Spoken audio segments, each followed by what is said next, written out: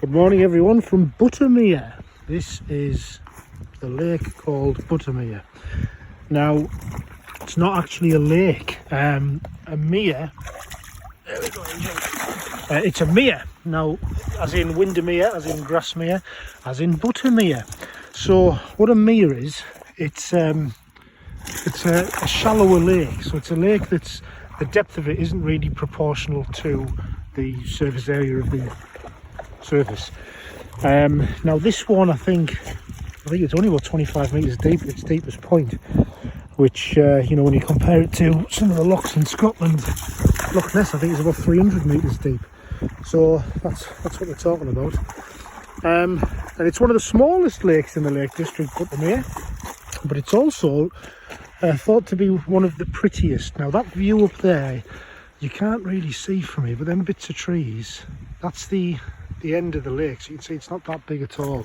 That's one end, and that's the long end. This is a ribbon lake as well. I'll come back to that. They're called the Sentinels, and that view there, which taken from somewhere over there, or even there with a decent camera, is one of the most photographed views in the country, apparently.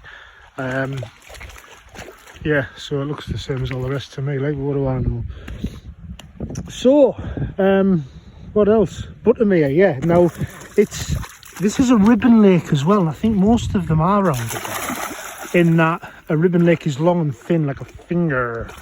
And how that's come about is that they're all formed by glaciers. So basically, back in the last ice age, which ended about 12,000 years ago, these are all being scooped out by a massive glacier. So the difference in the rock in this middle bit here will have been softer rock, over there obviously harder rock because the glacier hasn't eroded it. Similar on that side, similar over there. But we can tell where the softer rock was because there's a big hole where it used to be. And the reason that hole's full of water is because the glacier melted and left us with a lake. And that's how most of the lakes were formed in the Lake District, and obviously the mountains as well, is that the glacier from the ice age has basically just eroded away all the softer rock, and the ups and the downs is what we were left with. Interesting fact as well, the last ice age ended 12,000 years ago, but when did it begin? When did it begin? How long did it last for? Well, it began, I'll give you a moment so you can have a think about an answer. It began 2.5 million years ago.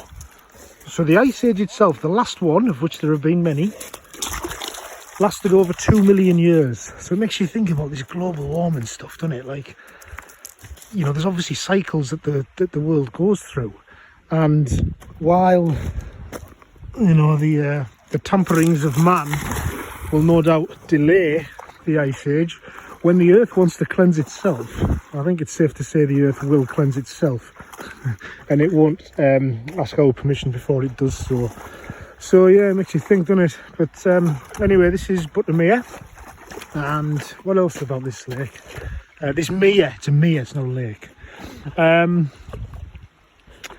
Actually, yeah, there's a local legend. Down there is Buttermere, the village. And going back to, I think, the 1600s, there was a fair maiden whose dad owned the inn, and she was called Mary. I can't remember her surname. And the bloke who wrote the travel guide, like, you know, like Michael Portillo uses that Bradshaw's Guide from the Victorian times. Well, that equivalent of the 1600s, the 1700s, he, I don't know what his name was either, but he wrote this travel guide. And when he came to the Lake District and he did his piece on Buttermere, he found her that attractive. She said he was of such beauty that he actually listed her in the publication as a tourist attraction.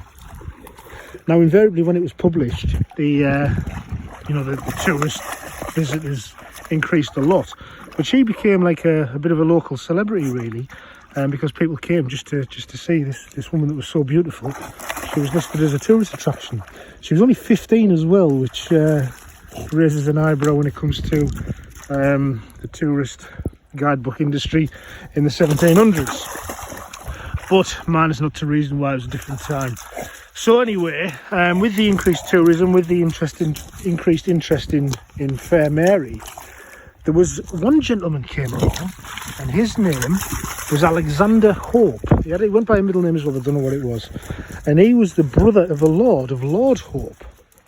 Dashing young man, and he came into Mary's life, and he swept her off her feet, and ultimately they ended up getting married.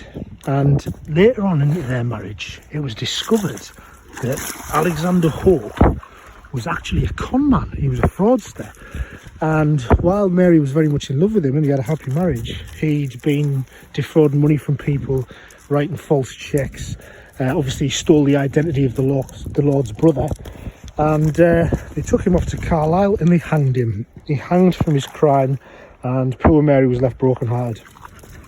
But the inn of which her father owned is still there and is still a pub. So if you want to go in there and have a hearty drink and a refreshing meal, or possibly a refreshing drink and a hearty meal, whatever suits you, then spare a thought for young Mary who had a broken heart. Yeah, so there's some stories about Buttermere. We're going to just take it easy. Quite a lot of people around. It's a bit too busy. It's owned by the National Trust, this, which generally means the walks are quite uniform. As you can see there's just a path, a linear path with something here. It's circular path all the way around it, and lots of people with backpacks, which we don't like. But Elvis loves a splodge, so we're just going to chill out here. But the main event for this afternoon is we're going to go up to Wastwater, which is near Scarfell Pike, and that's quite remote and meant to be very, very atmospheric. It is round here as well, with the colours of the clouds and the colours of the mountains, and the weather's a bit cloudy. Look at that one, it's come down on the mountains already, which we like. So so that's good. So we'll say goodbye for now from Buttermere, and we'll speak later. Say bye, Elv. Bye, everyone.